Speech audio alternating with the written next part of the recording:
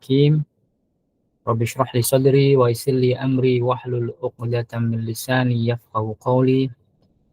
Allahumma la sahla illa ma ja'altahu sahla wa anta taj'alul hazna idza syi'ta sahla. Allahumma anfa'na bima 'allamtana wa 'allimna ma yanfa'una wa zidna 'ilma. Allahumma inna hadha iqbalu naharik wa idbaru laylik wa aswatu du'atik faghfir lana. Allahumma inna nas'aluka khaira ma fi hadzal yawm fathahu wa nasrahu wa nurahu wa barakatahu wa hudah. Allahumma inna nas'aluka khaira hadzal yawm wa khaira ma fihi wa khaira ma qablahu wa khaira ma ba'dah wa na'udzu bika min syarri hadzal yawm wa syarri ma fihi wa syarri ma qablahu wa syarri ma ba'dah. Allahumma afina fi badanina, Allahumma afina fi sam'ina, Allahumma afina fi basarina. Amin amin ya rabbal alamin. Alhamdulillah wa syukurillah, puan-puan sekalian, hadirin, hadirat pada majlis ilmu di pagi yang mulia ini, pagi hari Jumaat. Alhamdulillah, sama-sama kita merafakkan rasa kesyukuran kita kepada Allah Subhanahu wa taala di atas segala limpahan rahmat dan nikmat serta hidayah dan taufiknya kepada kita, sehingga alhamdulillah pada hari ini kita masih lagi dipertemukan di majlis ilmu ini dalam keadaan sehat walafiat.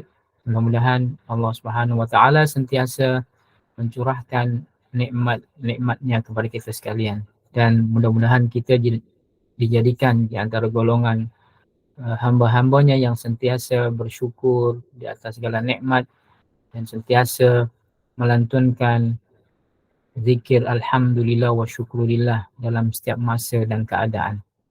Alhamdulillah, insyaAllah puan-puan, seperti yang disebutkan oleh pengacara majlis tadi, Puan Nur Ismail, insyaAllah pada hari ini kita akan sambung semula kajian kita berkaitan dengan tajuk yang kita dah sampai hari ini, iaitu kita dah sampai pada tajuk berkaitan dengan takziah. Jadi sebelum ini, pada minggu yang lepas kita ada bincangkan berkaitan dengan adab, hukum hakam, amalan-amalan yang Nabi SAW buat semasa berlakunya kematian, sama ada kematian yang berlaku ke atas orang lain maupun ke atas keluarganya dan dirinya sendiri.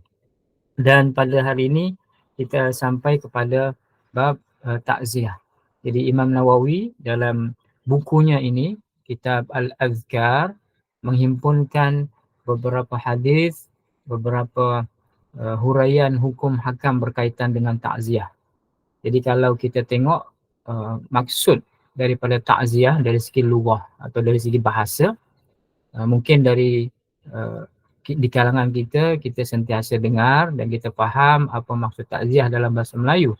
Sebenarnya takziah adalah perkataan yang dipinjam daripada bahasa Arab, dan ta'ziyah itu ta, ain, zai, ya dan ta marbutah itu diambil dari satu asal perkataan yang bermaksud izzah. Izzah itu kekuatan. Dari situ juga Asmaul Husna yang kita biasa kenali dan kita sebut aziz pun daripada perkataan izzah, kekuatan, kehebatan, keperkasaan. Jadi dalam bahasa Arab, ta'ziyah itu adalah bentuk masdar ataupun pecahan daripada ungkapan daripada perkataan azza yu'azzi, maksudnya menguatkan, memperkasakan. Itu dari segi bahasa, menguatkan. Azza yu'azzi ta'ziyah. Jadi dari segi bahasa adalah menguatkan. Dan dari segi istilah juga, takziah seperti yang kita fahami dalam bahasa Melayu adalah mengucapkan bela sungkawa, mengucapkan rasa simpati, empati dan juga keprihatinan kita kepada saudara kita yang tengah ditimpa musibah, dan kita memberikan kata-kata yang menguatkan, kata-kata yang memberi semangat kepada orang yang tengah ditimpa musibah tersebut. Dan dalam Islam, dalam hukum syarak, ada adab, ada hukum hakam berkaitan dengan takziah, dan ini yang oleh Imam Nawawi dalam kitabnya ini disebutkan adab-adabnya, hukum hakamnya, hikmah dan dalil-dalil di sebalik takziah ini. Jadi yang pertama sekali dalam hadis yang disebutkan oleh Imam Nawawi berkata, kami meriwayatkan dalam kitab At-Tirmidzi dan juga As-Sunanul Kubra yang dikarang oleh Imam Al-Baihaqi daripada Abdullah bin Mas'ud daripada Nabi SAW bahawa baginda SAW bersabda, man azza musaban falahu mithlu ajrih. Kata baginda, barang siapa yang bertakziah, mengucapkan takziah kepada orang yang ditimpa yang ditimpa musibah, maka dia mendapatkan pahala seperti mana pahala orang yang terkena musibah tersebut. Meskipun hadis ini beberapa ulama bahkan Imam Nawawi sendiri mengatakan darjatnya adalah lemah, tetapi dari segi makna disokong oleh hadis-hadis yang lainnya. Maknanya ada keutamaan, ada pahala kepada sesiapa muslim yang apabila saudara-saudaranya ditimpa musibah, kemudian datang dan berjumpa ataupun menghubungi saudara tersebut dan mengucapkan takziah, maka ada pahala di situ. Disebutkan dalam hadis ini adalah pahalanya seperti mana pahala orang yang ditimpa musibah tersebut. Seperti yang kita maklum sebelum ini, puan-puan sekalian, orang yang bersabar, orang yang kuat, tabah dan mengembalikan semua apa yang ada kepada Allah Subhanahu wa taala, musibah-musibah yang menimpa itu diserahkan semuanya kepada Allah Subhanahu wa taala dan menerima dengan keadaan redha, Allah Subhanahu wa taala memberikan pahala yang besar kepada mereka-mereka orang yang bersabar ini. Dan kerana ini menunjukkan bahwasanya dia faham dan dia tahu dan ingat bahwasanya segala sesuatu itu milik Allah Subhanahu wa taala dan akan dikembalikan kepadanya. Jadi hari itu kita ada sebut berkaitan satu hadis, satu ungkapan ataupun doa yang Nabi galakkan untuk kita baca, iaitu berkaitan dengan doa lillahi ma a'ta wa lahu ma akhadh wa kullu syai'in 'indahu bimiqdar. Ini adalah apa yang diajarkan Nabi kepada para sahabat ketika berlaku musibah, disuruh membaca ini. Sesungguhnya segala sesuatu itu milik Allah. Milik Allah apa-apa yang diberikan dan milik Allah juga apa-apa yang dia ambil.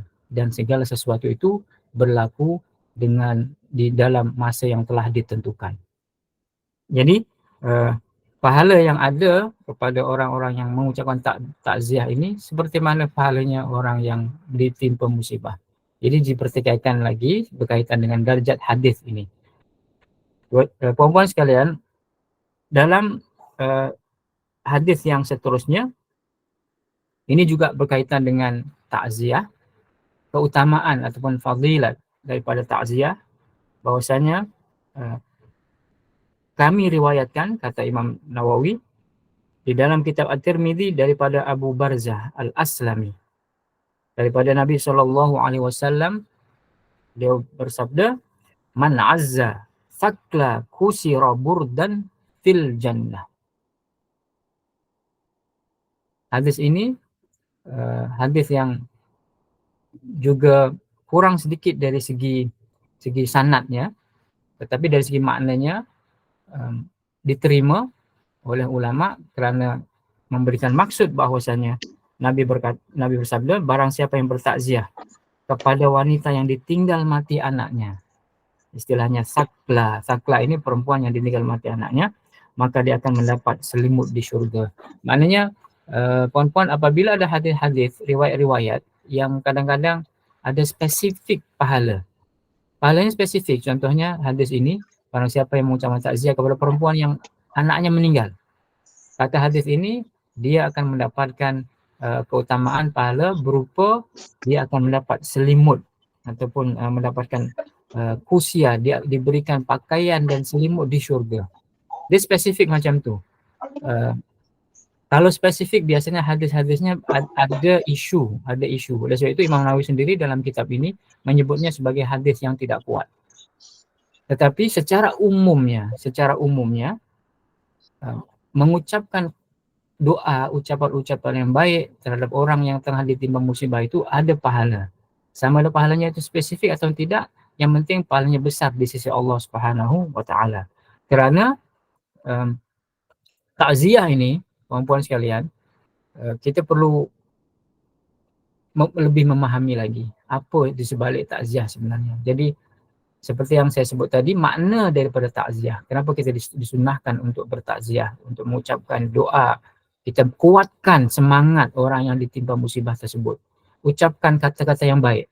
Jangan pernah misalnya terkeluar kata-kata yang tidak sepatutnya. Semuanya kena berisi dengan doa, berisi dengan ungkapan-ungkapan yang membesarkan semangat dia dan memberikan kekuatan pada dia untuk menghadapi musibah ini.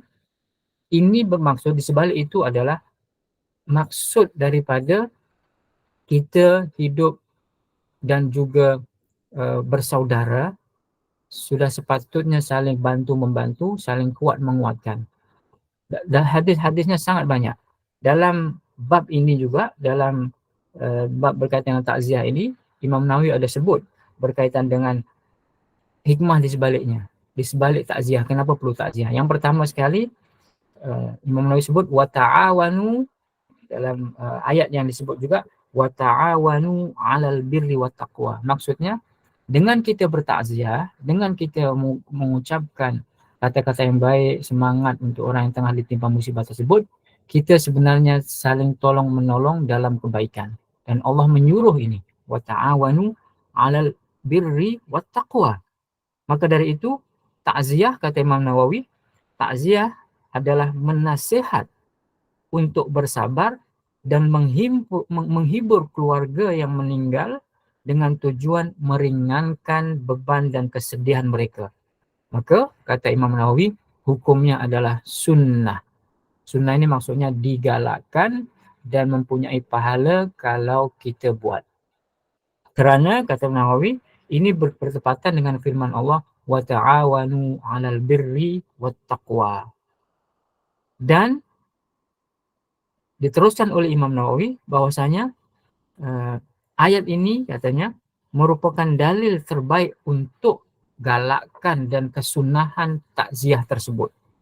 Dan juga ditegaskan, kata Imam Nawawi, dalam hadis Nabi SAW yang berbunyi wallahu fi aunil abdi ma kana al-abdu fi auni akhihi. Kata Nabi, Allah itu bersama, Allah akan menolong hambanya selagi mana hambanya itu menolong saudaranya.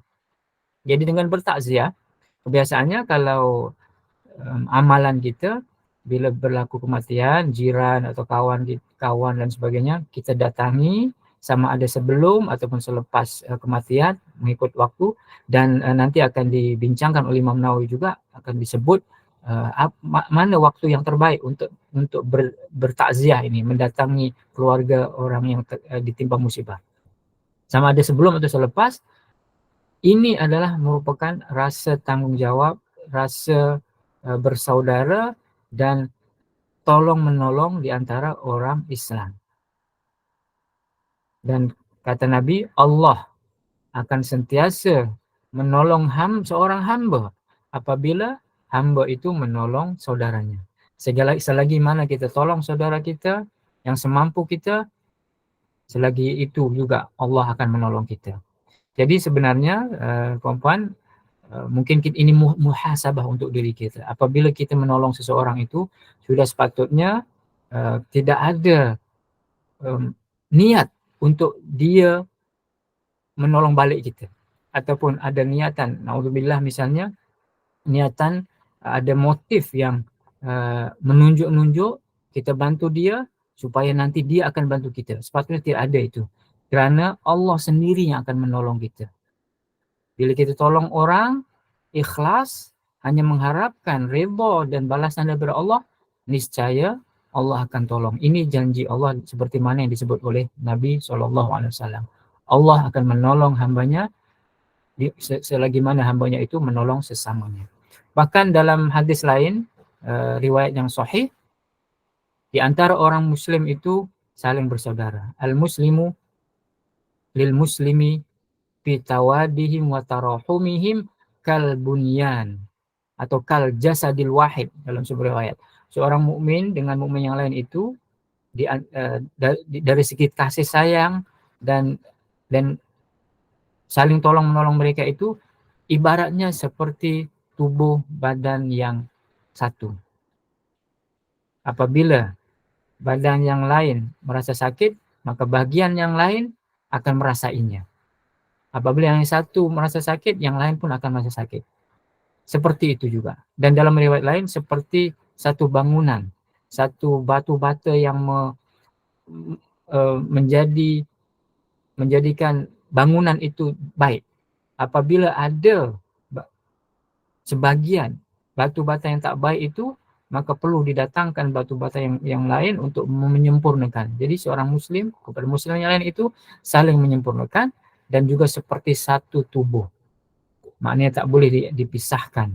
Kalau ada seorang muslim, saudara kita sama ada dekat ataupun jauh, dizalimi, sakit dan sebagainya, sepatutnya kita juga merasa sakit. Ini puan-puan sekalian, sempena peristiwa yang tengah berlaku ini, yang sudah masuk masuk ke minggu yang ketiga ini, yaitu apa yang berlaku di Palestin.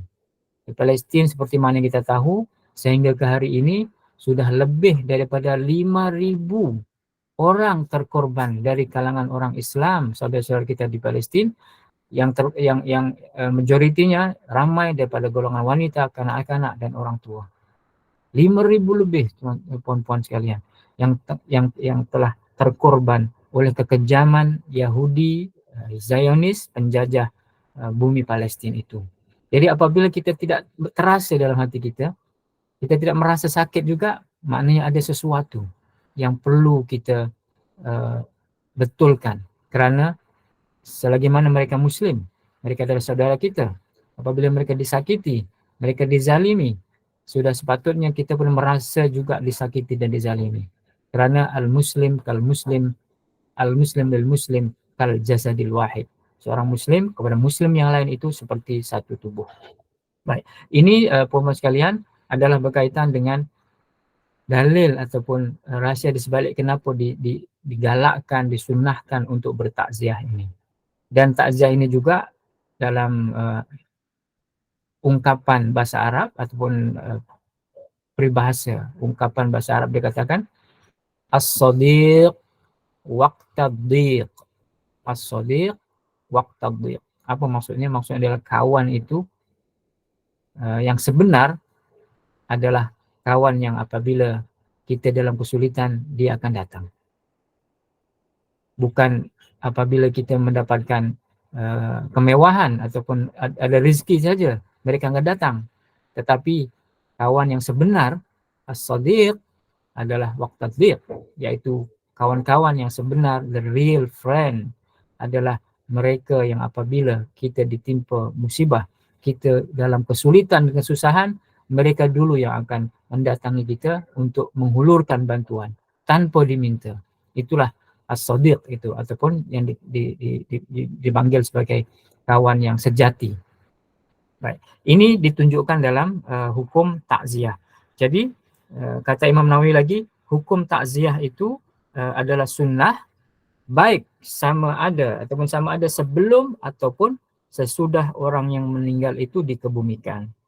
Para sahabat kami, kata Imam Nawawi, waktu takziah berkisar di antara ketika meninggal sehingga 3 hari setelah dikebumikan.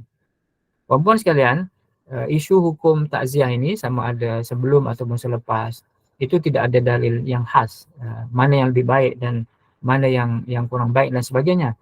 Kerana tidak ada dalil khas, maka apabila diperlukan, semakin cepat semakin baik, tetapi kadang-kadang kita tidak berkesempatan. Misalnya sebelum meninggal ataupun semasa meninggal, kita berkesempatan untuk bertakziah, datang mengucapkan takziah. Selepas itu, sama ada lebih 3 hari ataupun kurang daripada itu, semuanya adalah disunnahkan mengikut keadaan masing-masing. Jadi dalam buku ini Imam Nawawi dah sebut panjang lebar berkaitan dengan waktu yang terbaik itu bila kita bertakziah. Tetapi alhamdulillah sekarang ini dalam keadaan kita yang mempunyai media sosial ataupun boleh berhubung secara real time, yang segala informasi, segala maklumat kita boleh dapati, kita boleh sampai kepada kita dalam kiraan saat sahaja. Maknanya apabila kita mendengar saudara kita, kawan kita ditimpa musibah, meskipun kita tak boleh datang terus masa itu, kita boleh berWhatsApp dulu, kita boleh menelpon dulu dan sebagainya sebagai ungkapan kita bertakziah, kita menguatkan semangat kita dan kita bersimpati serta mendoakan, itu yang penting. Maka apabila selepas itu ada kesempatan untuk datang terus, alhamdulillah itu yang terbaik. Kita datangi dia, kita beri semangat, kita doakan, dan kita bersama-sama dengan dia merasai kesedihan itu. Nah, itu yang dimaksud dengan takziah yang sebenar itu. Jadi sama ada selepas ataupun sebelum, itu bergantung kepada keadaan mana yang terbaik. Kemudian Bapak sekalian, Imam Nawawi juga ada menyebutkan berkaitan dengan perkara-perkara yang tidak sepatutnya dibuat semasa takziah, semasa majlis takziah. Jadi ada sebutkan pada muka surat 286, paragraf yang paling bawah itu, katanya Imam Syafi'i dan para sahabat kami rahimahumullah mengatakan duduk dalam bertakziah hukumnya makruh. Maksudnya apa ini? Duduk dalam bertakziah hukumnya makruh. Yang dimaksudkan dengan duduk di sini adalah berlama-lama, kemudian misalnya bersembang-sembang yang tidak ada kaitannya, ataupun misalnya ada gelak tawa dan sebagainya, sedangkan saudara kita dalam keadaan sedih, ataupun misalnya menyusahkan waris atau menyusahkan keluarga yang kematian tersebut. Contohnya keluarga tersebut perlu menyediakan makanan dan sebagainya, sedangkan yang sepatutnya menyediakan dan memudahkan penyediaan makanan itu adalah orang lain yang datang bertakziah. Jadi mungkin apa yang diamalkan sebagai adat ataupun sebagai kebiasaan di masyarakat kita mungkin perlu diubah berkaitan dengan apabila ada keluarga yang ditimpa musibah, kematian dan sebagainya, sepatutnya yang menyediakan makanan itu adalah orang lain, jiran-jirannya. Orang ditimpa musibah ini tak boleh buat apa, maksudnya tak perlu buat apa-apa. Hanya cukup untuk kita pastikan dia masih bersemangat dan juga tidak terlalu bersedih ketika kematian itu, dengan cara kita bantu, kita datang itu kita membawa makanan ataupun kita datang dengan membawa apa-apa bantuan yang diperlukan. Jadi yang dimaksud oleh Imam Nawawi di sini ketika menyebut berkaitan dengan adab-adab bertakziah ke rumah orang yang ditimpa musibah, sepatutnya adalah tidak boleh menyusahkan, apatah lagi misalnya membuat amalan-amalan yang tidak digalakkan dan boleh masuk dalam kategori bid'ah. Kita takut itu. Jadi di sini yang Imam Syafi'i sini mengatakan duduk dalam bertakziah itu hukumnya makruh. Tetapi makruh ini kita tahu bahwasanya makruh adalah yang dibenci, ataupun kalau kita tinggalkan kita mendapat pahala. Tetapi kalau kita buat memang tidak diazab, tetapi ianya adalah makruhun. Makruhun itu dalam dari segi bahasanya adalah dibenci ataupun tidak disukai. Tidak disukai. Baik. Seterusnya puan-puan sekalian rahimakumullah,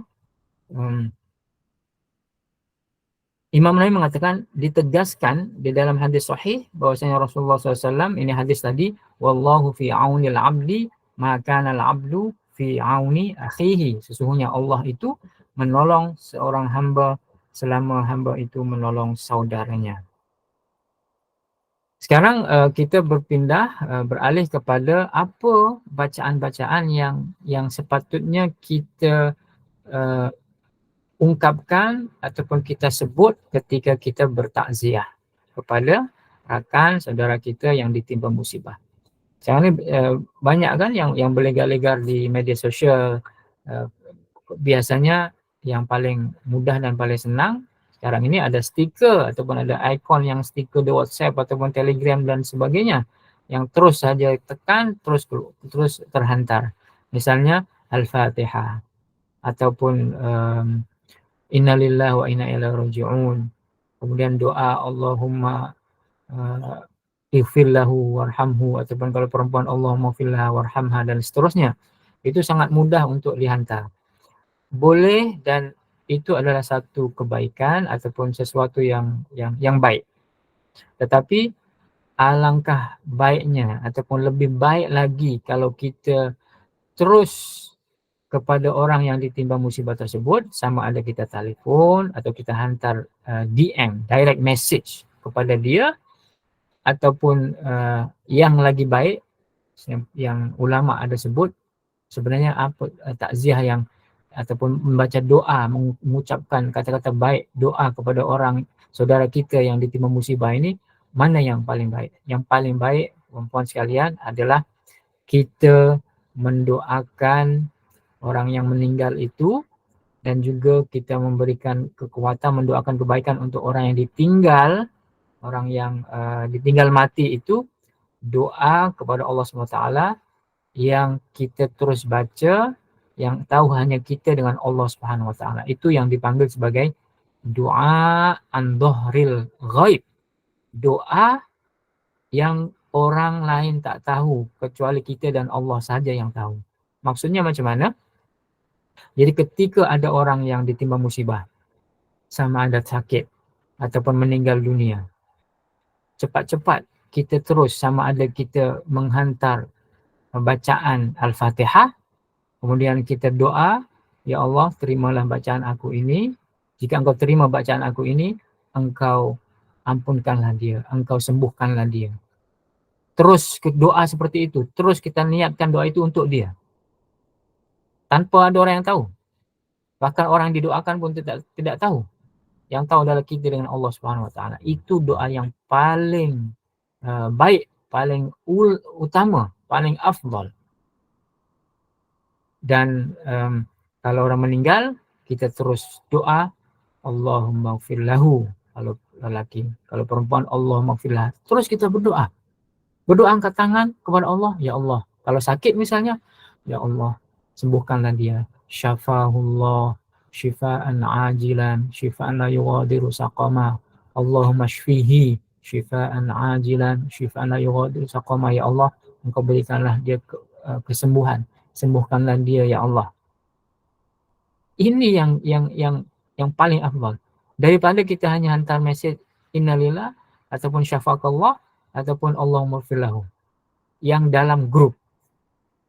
Yang kita khawatir, kita takut bacaan ataupun penghantaran kita itu hanya setakat misalnya orang lain tahu yang kita pun ikut doa.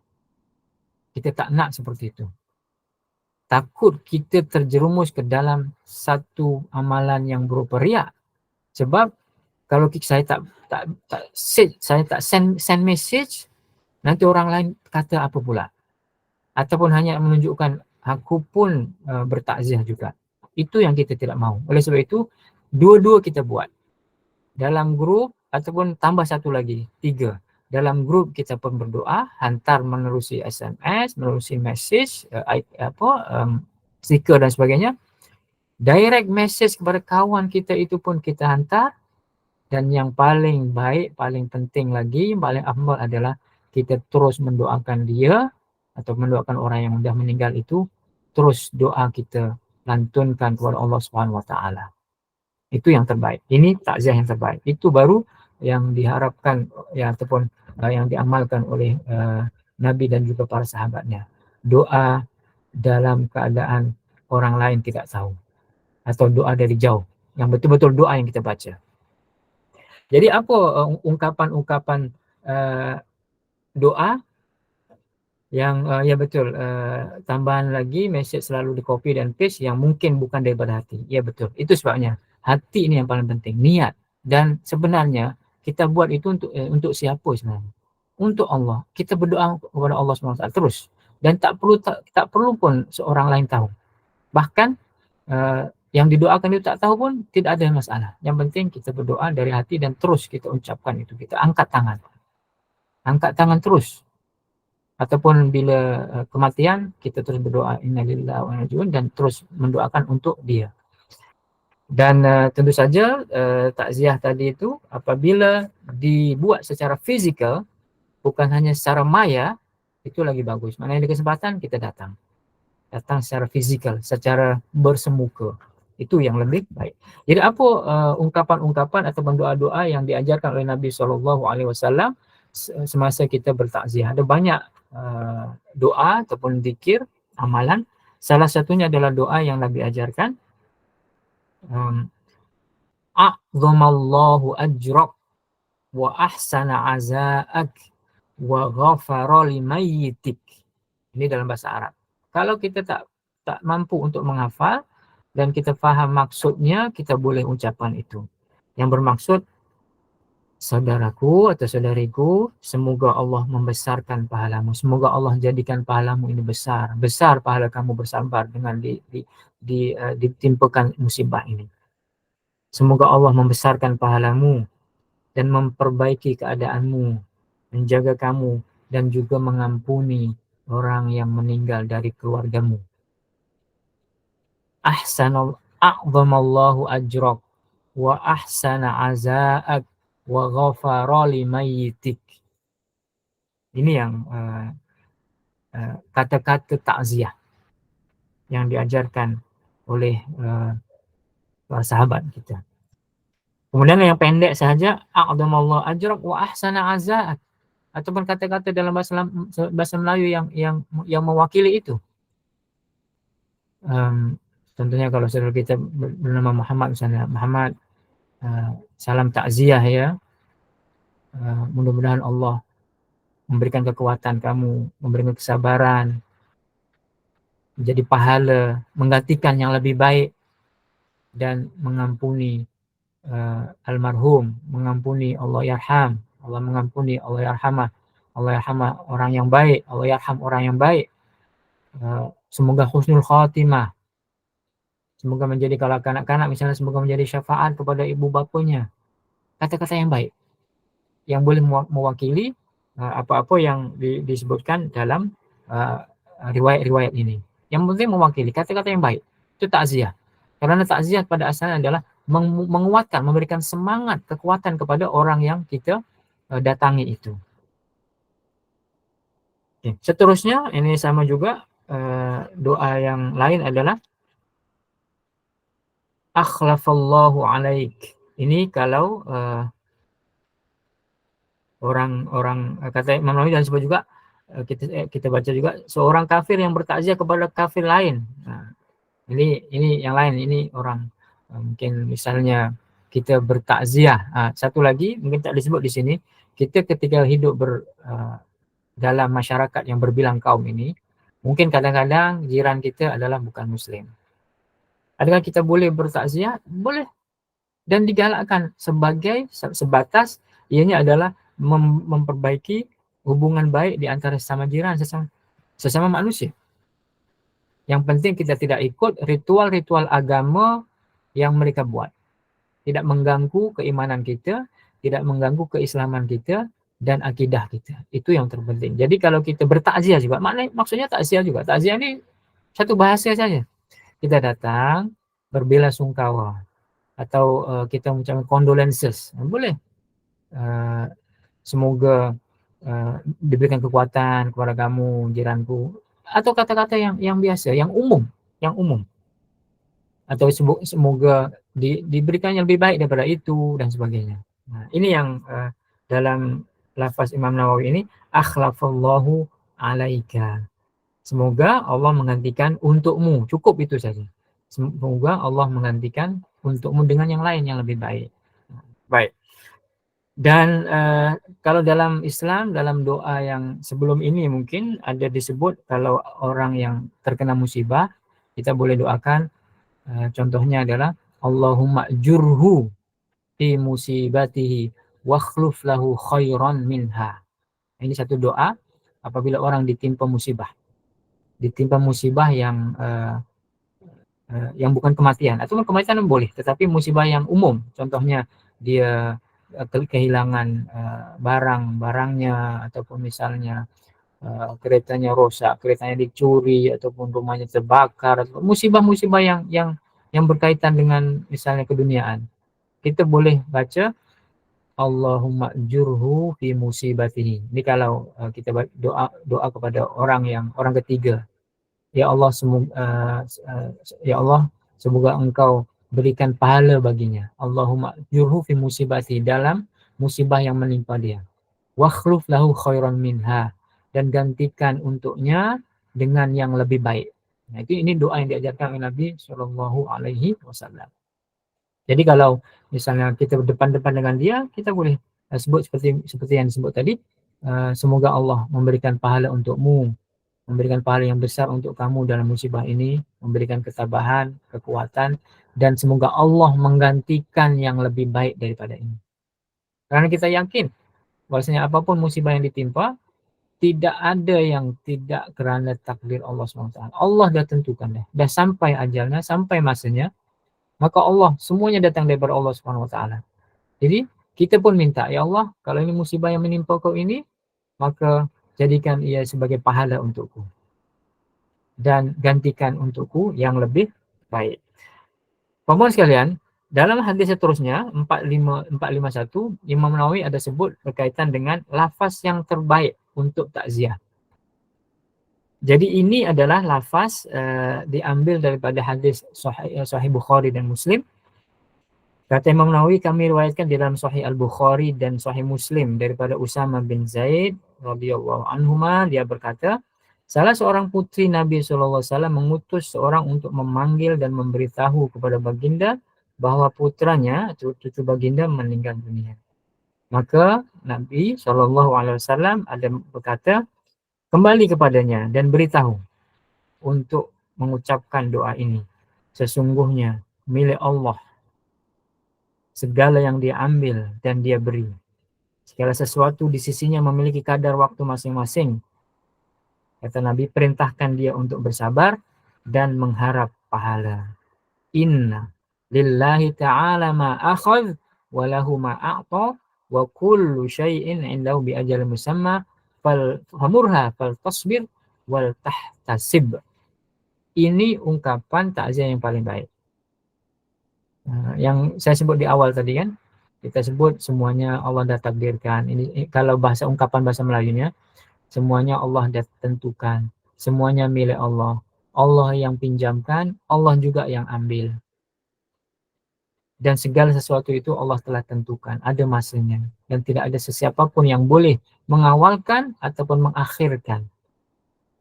Bersabar ya, dan mudah-mudahan Allah memberikan kekuatan, kesabaran, dan berharaplah pahala daripada Allah SWT. Ini doa ataupun nasihat, kata-kata ketika kita bertakziah kepada rakan-rakan kita yang ditimpa musibah. Jadi banyak, ini hadis yang paling sahih. Hadis yang paling sahih. Jadi ada soalan, saya baca sekejap sebelum ini. Bolehkah kita sebagai keluarga si mati menjadwalkan masa berziarah ke rumah untuk orang ramai mengucapkan takziah kepada kita, yang tujuannya adalah untuk memudahkan keluarga si mati menerima tetamu? Iya, tepat sekali. Ini Bunda Niksum ya. Terima kasih ada soalan. Ini adalah cuma satu urus tadbir sahaja, menguruskan untuk kelancaran menerima tetamu. Jadi apabila ada misalnya penjadwalan, itu masuk dalam kategori diharuskan ataupun boleh. Dan boleh jadi dia akan menjadi hukumnya adalah digalakkan ataupun sunat apabila memudahkan pergerakan dan juga urusan tetamu yang akan membuat takziah tersebut. Jadi ini adalah tidak ada salahnya. Maknanya kalau memang diperlukan seperti itu, boleh. Dan kalau tidak pun, tidak ada masalah. Karena tidak ada kena-mengena dengan misalnya ritual ataupun apa-apa cara bertakziah dan sebagainya. Cuma untuk menguruskan supaya lancar, kelancaran proses takziah itu baik. Dan apabila memudahkan, Itu yang lebih baik. Tetapi kalau sebaliknya, contohnya misalnya membuat kesusahan dan sebagainya, mungkin boleh dielakkan mengikut kesesuaian masa. Yang terpenting adalah, yang paling penting adalah jiran-jiran, rakan-rakan dapat bertakziah, dapat berjumpa, memberikan kata-kata semangat kepada keluarga si mati tersebut. Jadi baik, ini soalan yang bagus. Okey, baik. Kemudian seterusnya berkaitan dengan ini, Imam Nawawi ada sebut juga berkaitan dengan fadilat kematian anak kecil. Okay. Jadi pada hadis yang keempat 52 itu, kata Imam Nawawi, kami meriwayatkan di dalam kitab An-Nasa'i dengan sanad hasan. Hadis ini hadis hasan, diterima dan darjatnya adalah hasan. Daripada Muawiyah bin Qurra bin Iyas, daripada bapanya radhiyallahu anhu, bahwa Nabi SAW mencari salah seorang sahabat. Mereka katakan, wahai Rasulullah, putranya sudah meninggal dunia. Jadi anak-anaknya, putranya, anak kecilnya meninggal dunia. Nabi SAW menemuinya dan bertanya tentang putranya. Lalu dia beritahu bahawa putranya telah meninggal dunia. Maka baginda Nabi pun bertakziah kepadanya. Dan kemudian baginda berkata, wahai fulan, mana yang engkau lebih sukai? Engkau bersenang-senang dengannya sepanjang usiamu, atau esok engkau tidaklah mendatangi salah satu pintu dari pintu-pintu syurga, melainkan dia mendahuluimu untuk membukanya untukmu. Sahabat itu pun menjawab, wahai Nabi Allah, aku lebih suka dia mendahuliku ke syurga dan membukakan pintu untukku. Baginda bersabda, itulah pahalamu.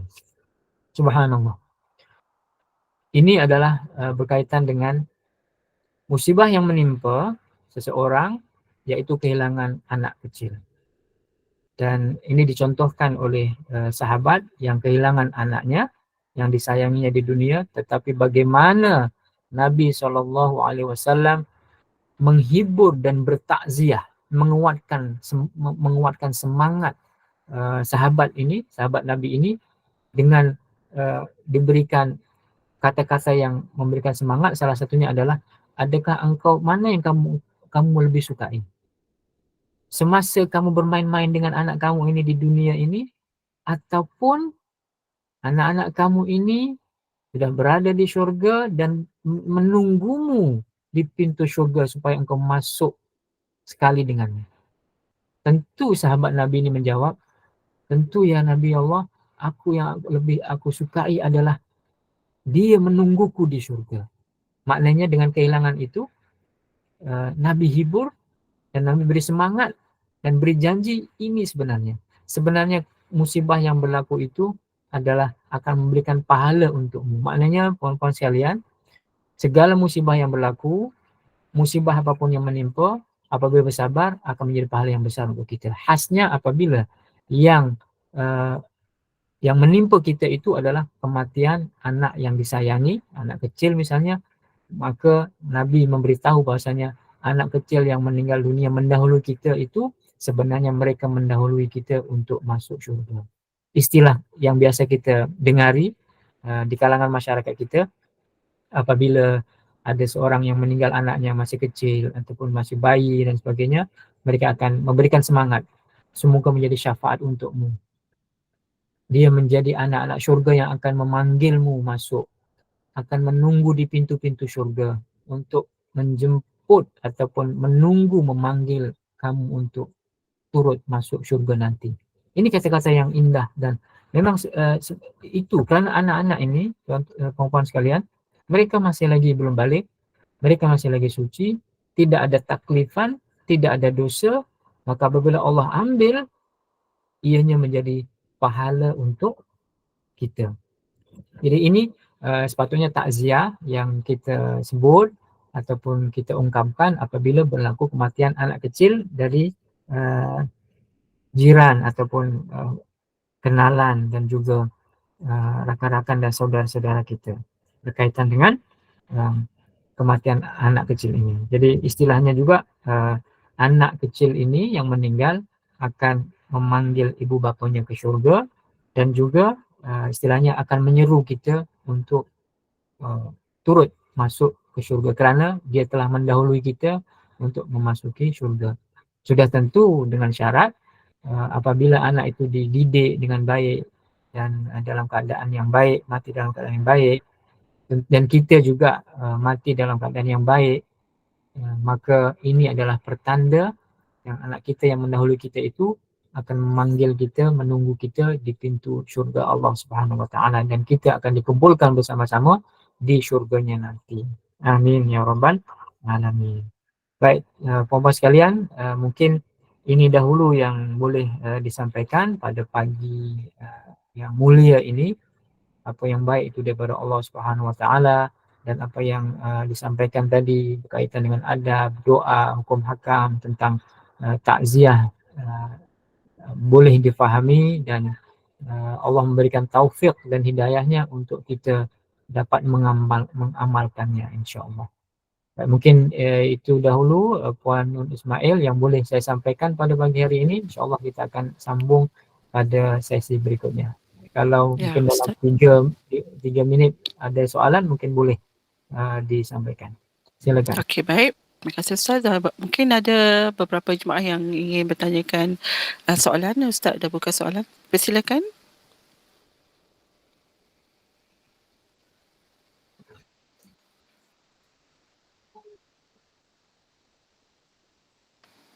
Rasanya semua dah jelas Ustaz ya. Sudah tak ada soalan Alhamdulillah. tu. Baik, Alhamdulillah. InsyaAllah. Alhamdulillah.